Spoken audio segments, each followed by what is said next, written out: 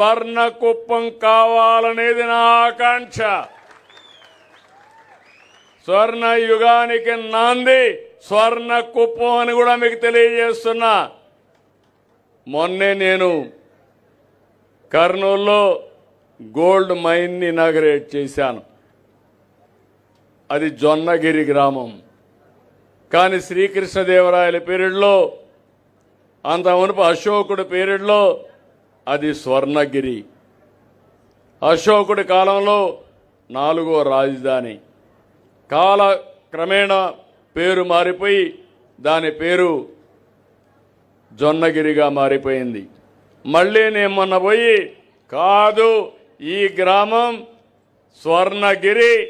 ఎక్కడైతే gold mines వస్తున్నాయంటే ఒకప్పుడు కేజీఎఫ్, ఇప్పుడు స్వర్ణగిరి ఫీల్డ్స్ అని, గోల్డ్ ఫీల్డ్స్ అని చెప్పి మీకు తెలియజేస్తున్నా. ఇలాంటివన్నీ మనం ఉపయోగించుకోవాలి. మన దగ్గర కూడా ఉన్నాయి. మన వాళ్ళు చెప్తున్నారు కుప్పంలో కూడా గోల్డ్ ఎక్కువ వస్తుంది, ఇప్పుడు టెక్నాలజీ మారింది, తొందరలో మళ్ళీ కుప్పంలో కూడా గోల్డ్ ఉత్పత్తి చేసి స్వర్ణ కుప్పానికి నాంది పలకతాం. ఇంకొక పక్కన ఈరోజు మీరు ఒకసారి చూస్తే ఆర్చ్ కూడా రాబోయే రోజుల్లో ఒక సింబల్ మనందరికీ.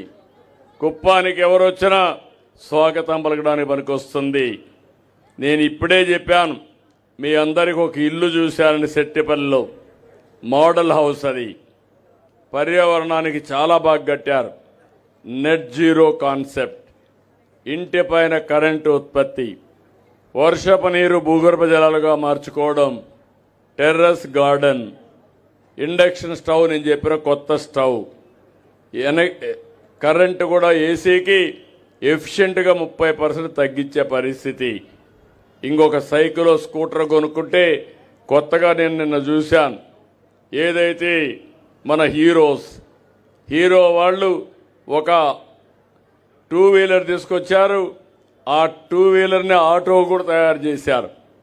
దర్జాగా ఫ్యామిలీ అంతా పోవాలంటే ఆటోలో పోవచ్చు, పిల్లలు కావాలంటే 2 వీలర్ పెట్టుకొని భార్యాభర్త ఇద్దరు కలిసి దర్జాగా తిరగచ్చు.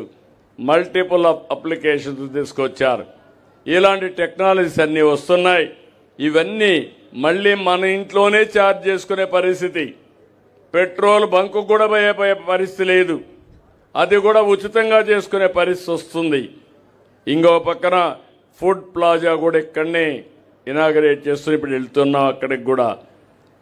ఇవన్నీ కూడా ఇంకొక పక్కన నేను జననాయకుడు పెట్టి మీ అందరికీ పీపీపీ కింద ప్రజా సమస్యలు పరిష్కారం చేయడానికి నేను కొత్త వ్యవస్థ తీసుకొచ్చాను. ప్రతి ఒక్కరికి ఆటోమేటిక్గా మీరు ఎక్కడికి పోక్కర్లేదు. మన మిత్ర వాట్సాప్లోకి ఎంటర్ అయ్యి మీకు ఏ పని కావాలన్నా చెప్తే ఆ పని చేసి మళ్ళా మీకు చెప్పే బాధ్యత మాదని మీ అందరికీ హామీ ఇస్తున్నా. అది సేవలు కానీ, మీకు ఇచ్చే పెన్షను, రేషను అన్నీ కూడా అందులో ఉంటాయి. ప్రజల సాటిస్ఫాక్షన్ కోసం, మీరందరూ ఆనందంగా ఉండడం కోసం దీన్ని కూడా తీసుకొచ్చాం.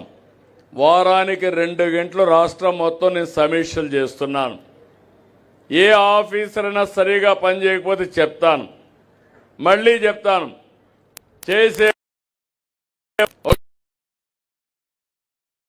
సాటిస్ఫాక్షన్ కోసం, మీరందరూ ఆనందంగా ఉండడం కోసం దీన్ని కూడా తీసుకొచ్చాం.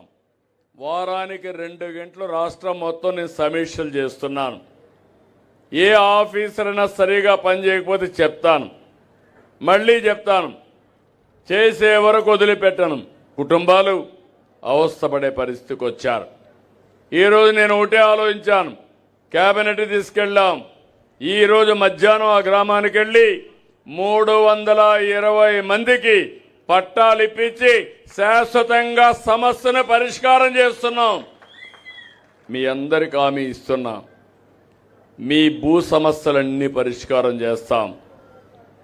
అందులో కూడా మీరు ఒకసారి చూస్తే బ్లాక్ చైన్ టెక్నాలజీ పెడతాం. ఇంకో పక్కన ఎక్కడికక్కడ మీరు ఒకసారి చూస్తే క్యూఆర్ కోడ్ కూడా పెడతాం.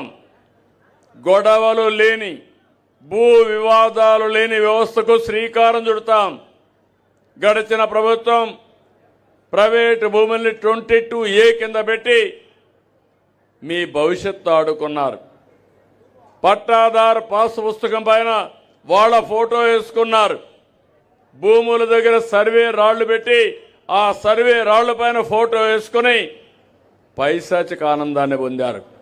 నేను చేసే పని రాజముద్రతో పట్టాలు ఇస్తున్నా ఎవరు ట్యాంపర్ చేయలేనటువంటి పట్టాదారు పాస్ పుస్తకాలు ఇచ్చి ఎప్పుడు కావాలంటే అప్పుడు మీ భూమిని మీరు చెక్ చేసుకునే పరిస్థితికి వస్తారు. ఇంకొక పక్కన మొన్నే సెట్టిపల్లిలో ఇచ్చాను, మొన్ననే వట్టి చెరుకూరు ఇచ్చాం. ఇలాంటివి కొన్ని వందల ప్లేసుల్లో ఉన్నాయి. ఆ సమస్యలన్నీ పరిష్కారం చేస్తాం. మన నియోజకవర్గంలో మీరందరూ ఒకసారి ఆలోచిస్తే దగ్గర 130 దేవాలయాలు. నేను ఎప్పుడు వచ్చినా మీరు అడిగేవారు, మేము దేవుడికి సరైన పూజ చేసుకోవాలి, మా ఊర్లో దేవాలయం రిపేర్కి వచ్చింది, ఆర్థిక సహాయం చేపించమని. అందుకే నేను ఒకటి ఆలోచించాను, ఇది మన సంస్కృతికి నిదర్శనం.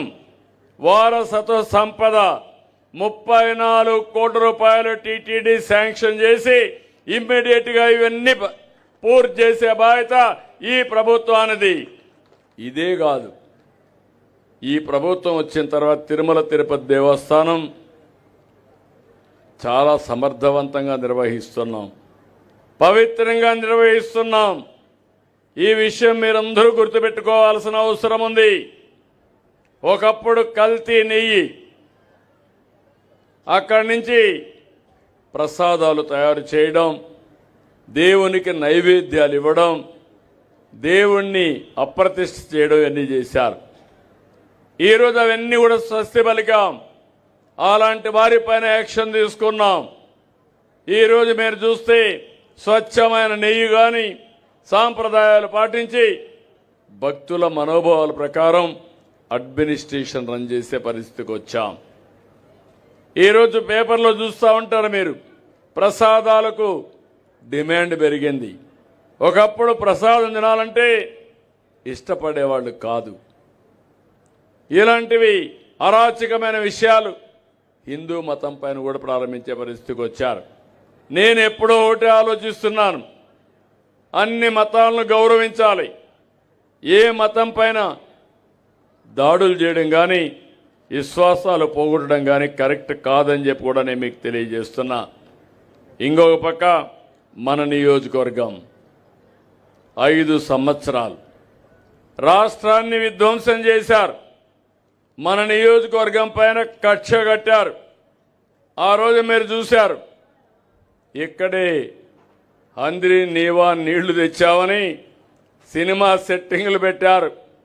ట్రాక్టర్లో నీళ్లు తెచ్చి అక్కడ పోసి నీళ్లు వచ్చేసాయి, హంద్రి నీవా వచ్చేసింది అని మాయమాటలు చెప్పి హెలికాప్టర్ ఎక్కితే నీళ్లు ఇంకిపోతే మన వాళ్ళు పోయి కాలువల్లో దిగి వాళ్ళు చేసిన అరాచకాన్ని ఎక్స్పోజ్ చేసే పరిస్థితికి వచ్చారు. అంటే ఎలాంటి వ్యక్తులో మీరు ఒకసారి గుర్తుపెట్టుకోవాలి. నేను చాలాసార్లు చూశాను,